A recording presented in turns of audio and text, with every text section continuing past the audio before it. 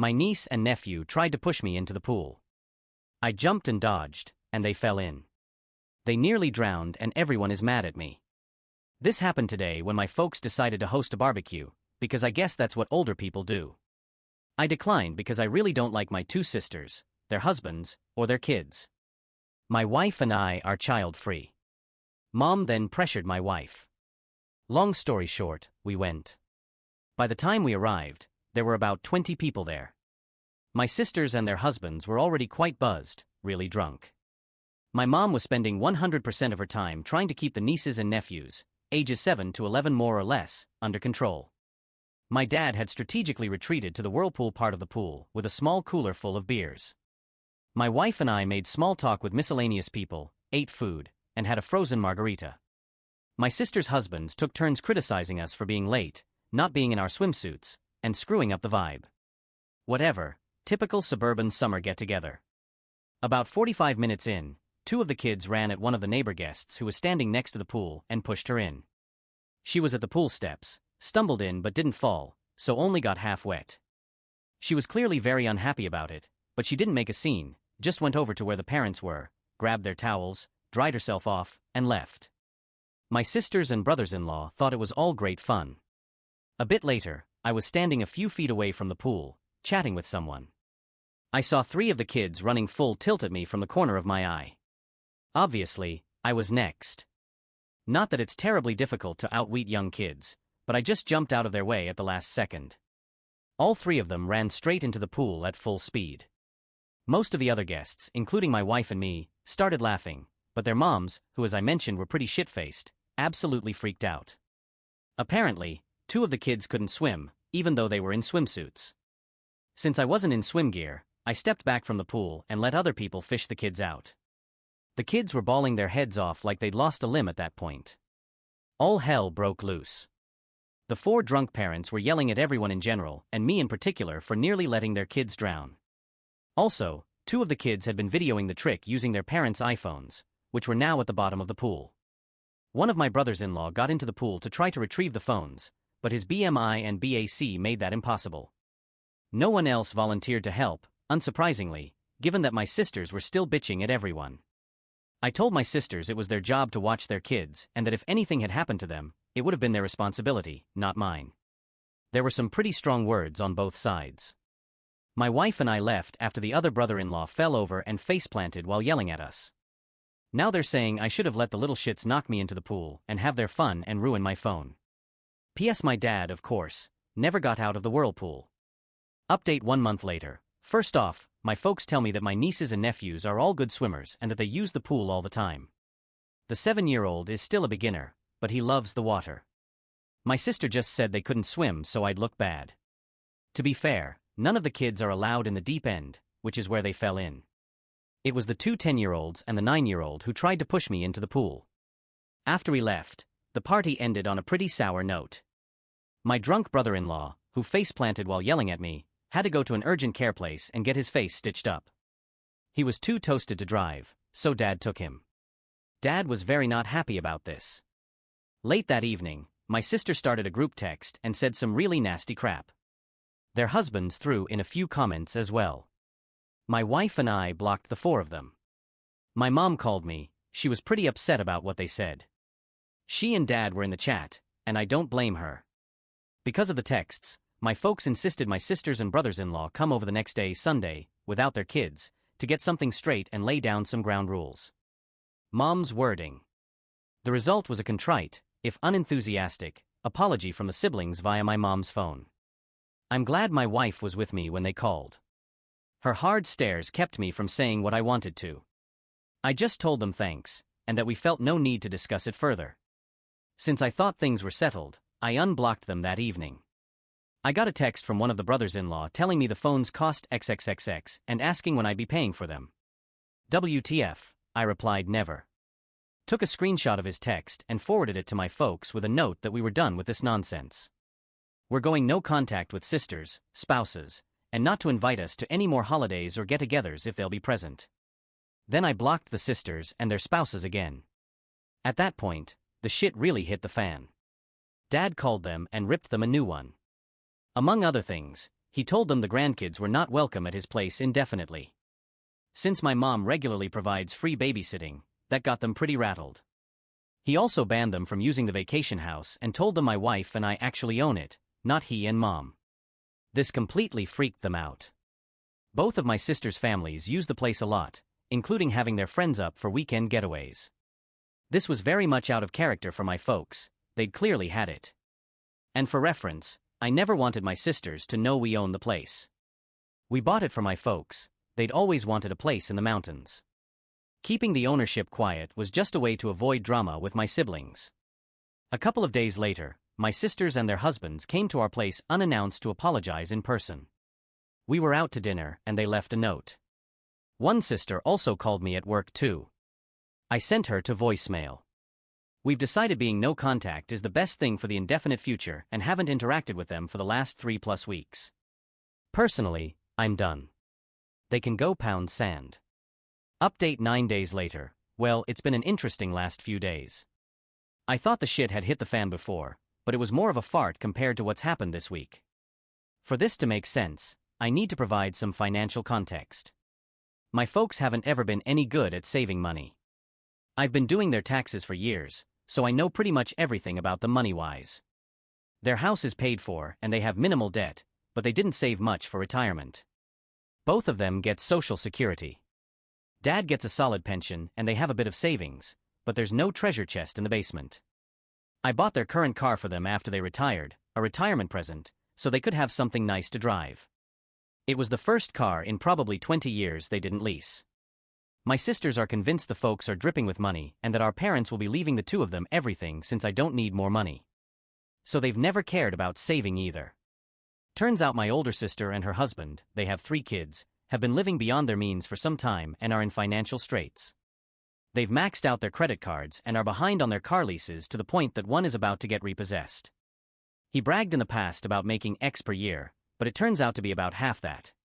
She confessed all this to Mom on Tuesday because they need a loan and because, and this was a WTF moment for Mom and Dad, that for the last 3 years, instead of staying at the vacation house regularly, she's actually been renting it out once a month or so and pocketing the cash.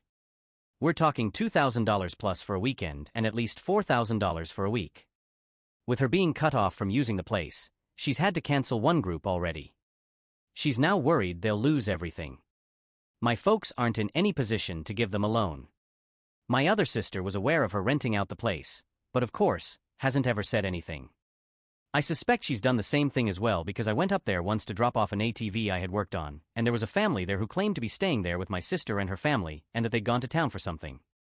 At the time I let it go, I figured she'd loaned out the house to some friends, but I've always wondered. I found all this out through my folks, who are pretty stressed out about it, Mom more than Dad. He's mainly just pissed off about it all. I know Dad feels betrayed and I imagine he's embarrassed that he's in no position to help his daughter out. He did reiterate that as long as it's up to him, the girls won't be using the vacation home anytime soon. My folks let me know what's going on because they figured my sisters would put a full court press on me next, and they were right.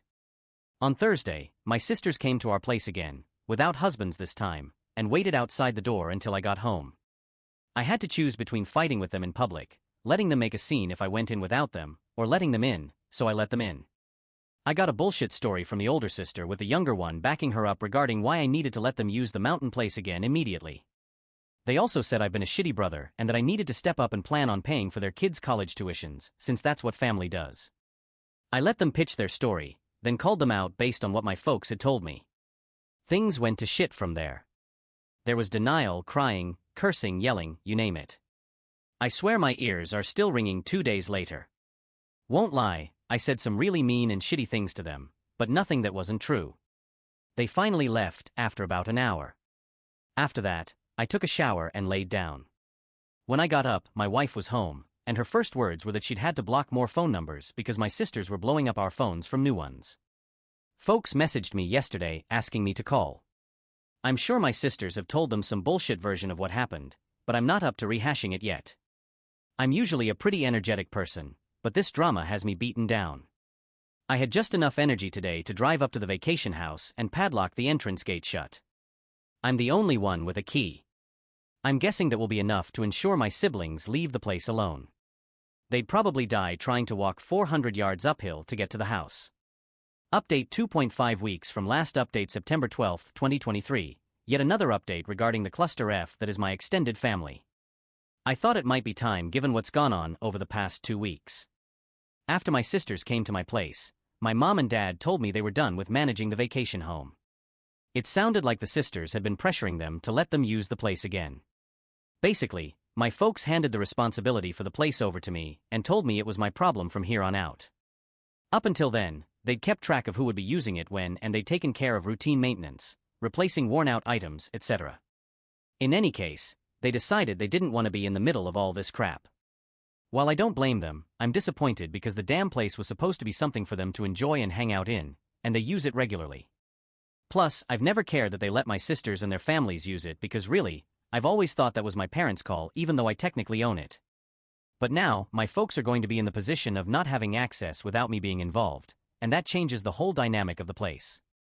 I've taken several steps to secure the place. I already mentioned that I locked the gate. It has a heavy-duty chain and the best lock I could find. I also did a full reset on all the door keypads and created all new codes. Security cameras got installed yesterday, which is actually pretty cool because the installer convinced me to put a high-res one that looks out over the valley. The system cost me way more than I thought it would, but the peace of mind is worth it. The installer also put up signs on the property saying the place was monitored by video. I also installed a heavy-duty lockout for the water shut-off drain valve. I hope to hell I don't lose the keys for it because if I do, it's going to be a bear to try to remove. Haven't told anyone but my wife that the water is locked off and again only we have the keys. Last week I got separate calls at my office from both of the husbands trying to convince me to let them use the house like they always have. The older one had gone up with some friends for a guy's hangout, but couldn't get in because of the gate lock. He was pretty pissed and embarrassed about being locked out. I'm sure he would have broken the lock if he could have. During his call, he kept bouncing between pushy and victimhood. At one point, he threatened to rip that gate out of the goddamn ground. He also admitted they'd been renting it out to a few friends, that they needed the money, and that I should refund their guests' money. Me, F that. I should have recorded the conversation with him, but I don't know how to do that from an office phone. Anyway, the other brother-in-law just sounded like he was being made to call by my sister. He didn't really put up a fight when I told him not to plan on ever using the place again. In any case, I told them they can't use the place and not to ask again. At this point, I'm considering selling the vacation home. My wife and I won't use it enough to justify keeping it, and it's not like there are going to be any family get-togethers there anytime soon. I mentioned selling it to my folks. Their response was pretty much whatever. I'd more than double my money by selling it. The place consists of 3 lots with killer views and is at the end of a private road. But I'll probably wait for a while to sell. Doing so now would be an emotional decision. My sisters and I aren't currently speaking, and I have no plans to initiate contact. I don't know what the status between them and my folks is, and I don't want to. On the upside, we spent an evening with my folks last week. Went to a new restaurant that was nice. No one brought up any of this crap. Mom did update us on the nieces and nephews. She's spending time with them at their homes. Sorry this update isn't full of laughs or owns. That's just life sometimes. Final update 1 month later, October 16, 2023, a couple of people have asked for an update. Here you go. I hired a guy to manage and look over the vacation home. He lives in the area, takes care of his folks, and manages a good number of properties. Some are vacation rentals, some are weekend places like ours. He has access to my camera feeds and does a physical check on the place every week or 2. I think he may have the best job in the mountains.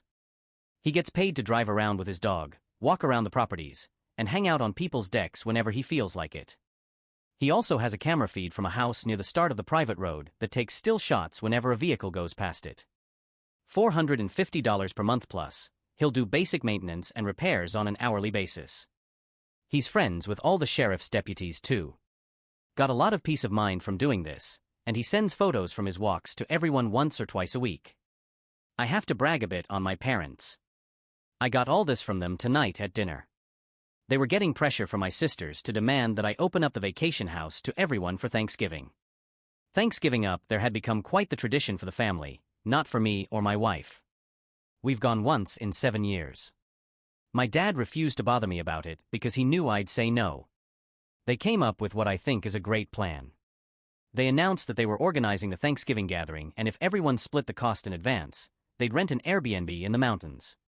Otherwise, they'd host Thanksgiving at their place, or one of the sisters could host it.